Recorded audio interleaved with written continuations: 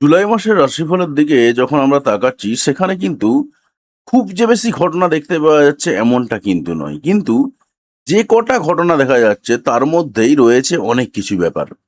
কারণ জুলাই মাসে আমরা দেখতে পাচ্ছি গোপন প্রেম হতে পারে কারো কারো জীবনে, আবার কারো কারো জীবনে বিচ্ছেদ আসতে পারে, এবং কারো কারো জীবনে আধ্যাত্মিকতার একটা চরম তৃপ্তি আসতে পারে। তো আলটিমেটলি জুলাই মাসটা আপনার কেমন যেতে চলেছে একেবারে সংক্ষিপ্ত আকারে বলে দেব।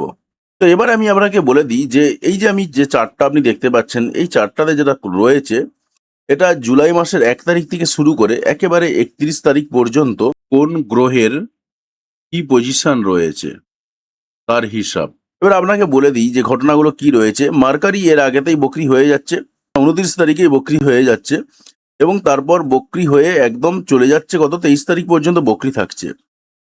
তারপর দেখুন নেপচুন প্লুটোকে আমি ছেড়েই দিলাম। আর রয়েছে স্যাটার্ন বা শনি। শনি বকরি শুরু হবে কবে না 27 তারিখ থেকে।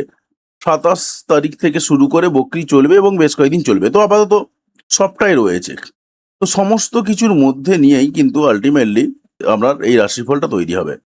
তুলা রাশি এবং তুলা লগ্নের যারা মানুষ রয়েছেন তাদের জন্য জুলাই মাসটা ঠিক কেমন যেতে চলেছে।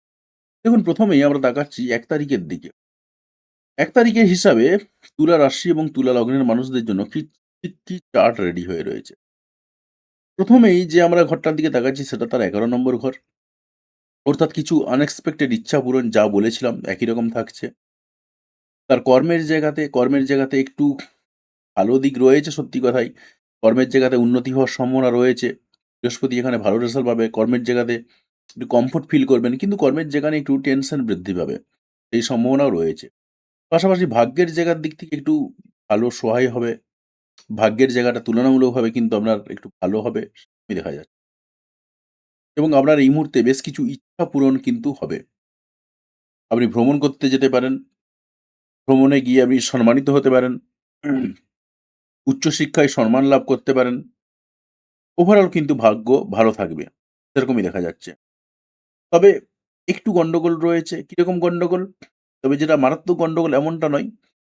হঠাৎ করে একটু অ্যাক্সিডেন্টাল কিছু ঘটনা ঘটতে পারে। তবে সেটা যে মারাত্মক আকারে রয়েছে এমনটা নয়। তাই কিছু ক্ষেত্রে আপনাকে একটু সাবধানতা অবলম্বন করতে।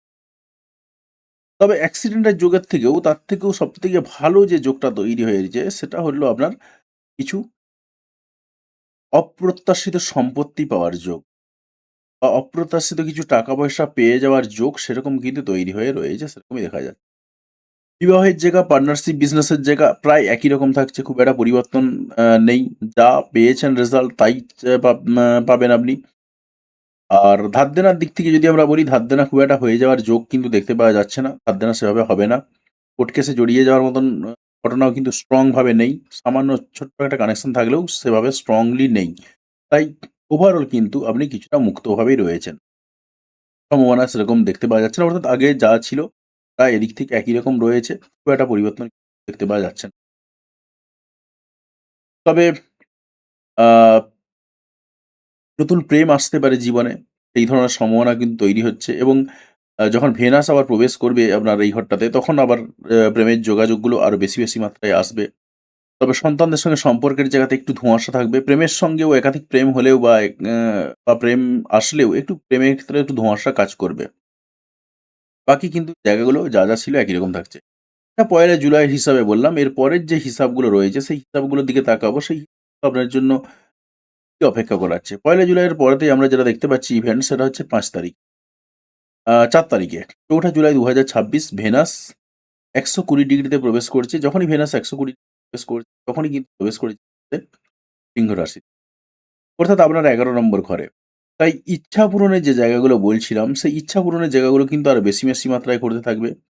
আবার আপনার প্রেমের জায়গাতে কিছু ইচ্ছা পূরণ করতে থাকবে, সেই সম্ভাবনা রয়েছে। প্রেম হতে পারে, জীবনে প্রেম আসতে পারে। এই ধরনের সম্ভাবনা রয়েছে।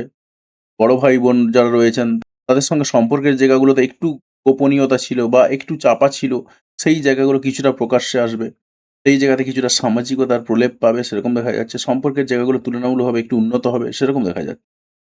আর বাকি আপনার কর্মের জায়গাতে যেটা বলছিলাম যে কর্মের জায়গাতে যে কমফোর্টটা ফিল করছিলেন তুলনামূলকভাবে কর্মের জায়গাতে কমফোর্টটা একটু কমবে। আর কর্মের জায়গাতে যে টেনশনের যে জায়গাগুলো বলছিলাম সেই টেনশনের জায়গাগুলো রয়েছে বা থাকবে, তবে পরেতেই আবার এই কর্মের জায়গাতে টেনশনগুলো তুলনামূলকভাবে কিন্তু কমে যাবে আপনার।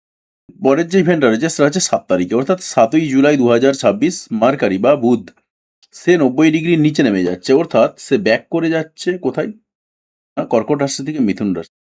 অর্থাৎ আপনার যে ঘরটা, এই ঘরটাতে রয়েছেন আপনি, অর্থাৎ আপনার ১০ নম্বর ঘরতে এই মুহূর্তে রয়েছে শুধুমাত্র বৃহস্পতি। তাই কর্মের জায়গাটা কিন্তু আপনার তুলনামূলকভাবে আরো বেশি মাত্রায় উন্নত লাভ করছে, সেরকমই কিন্তু দেখতে পাওয়া যায়। তবে কর্মের জায়গাতে উন্নতি লাভ করলেও আপনার ভাগ্য নিয়ে একটু টেনশন থাকবে। দেশের মধ্যে কোথাও ভ্রমণ করতে গেলে সেই জায়গাতে একটু ডিলে হয়ে যেতে পারে, সেই সম্ভাবনা রয়েছে। স্থানীয় যারা ব্যক্তি রয়েছেন তাদেরকে নিয়ে একটু টেনশন বাড়তে পারে, সেই সম্ভাবনাও রয়েছে। উচ্চশিক্ষার জায়গাতে একটু টেনশন বাড়তে পারে, সেই সম্ভাবনাও রয়েছে। তবে ওভারঅল কিন্তু আপনার কর্মের জায়গাটা তুলনামূলকভাবে অনেকটাই ভালো হবে। কর্মের জায়গাতে যে টেনশনগুলো যে বলছিলাম, টেনশনগুলো আপনার আর সেভাবে থাকবে না। তো এর পরের যে ইভেন্টটা রয়েছে সেই ইভেন্টটার দিকে তাকাবো। পরের ইভেন্টটা আপনার জন্য সম্ভাবনার দরজা খুলছে।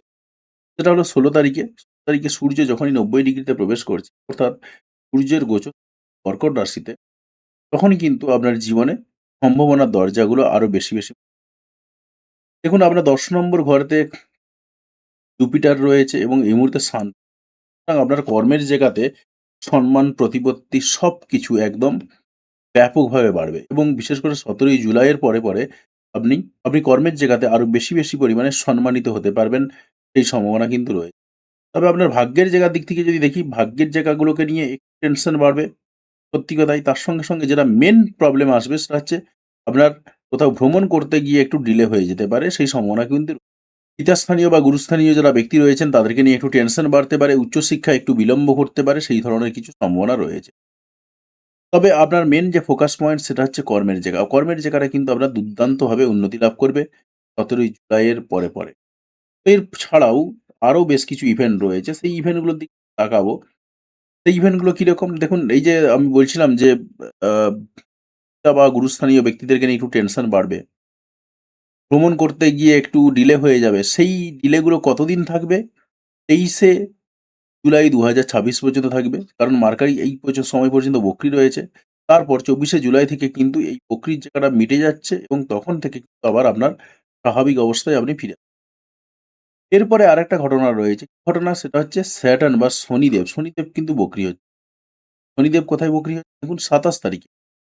২৭শে জুলাই ২০২৬ ৩৫০°৩৬' ৪১ গিয়ে আমরা দেখতে পাই এখানে এই জায়গা থেকে বক্রী হচ্ছে।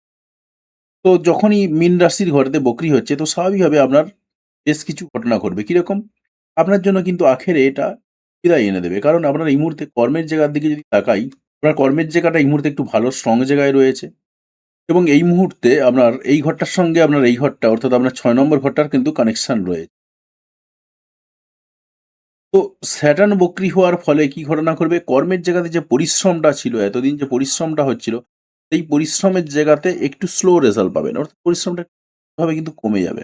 ধার দেনার যে জায়গাগুলো ছিল বা টুকটাক যে হচ্ছিল, সেই জায়গা থেকে একটু আপনি রেহাই পেতে পারবেন। সেই সম্ভাবনাও রয়েছে। ওভারঅল বিভিন্ন রকম রোগ ভোগে জড়িয়ে যাওয়ার দিক থেকেও কিন্তু আপনি একটু স্লো রেজাল্ট পাবেন। অর্থাৎ আপনার কিন্তু আখেরে স্যাটার্ন বক্রী হয়ে যাওয়ার ফলে আপনার কিন্তু আপনার জন্য স্পেশালি অনেকটাই কিন্তু সুবিধা হলো।